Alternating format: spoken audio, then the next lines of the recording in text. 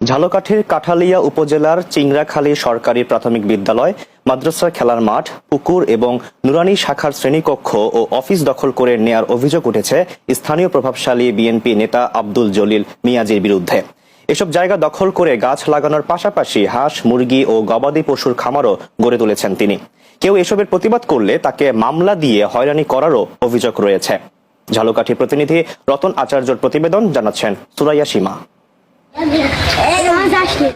ঝালকাঠির কাঠালিয়া উপজেলায় 1943 সালে চিংড়িখালী প্রাথমিক বিদ্যালয়, সিনিয়র মাদ্রাসা এবং মিয়াজি দরবার শরীফ প্রতিষ্ঠা করা হয়। পরে সেখানে একটি নুরানি মাদ্রাসা, এতিমখানা, হাফেজিয়া মাদ্রাসা ও লিল্লা বোর্ডিংও প্রতিষ্ঠিত হয়। বর্তমানে এসব প্রতিষ্ঠানে প্রায় 800 শিক্ষার্থী রয়েছে।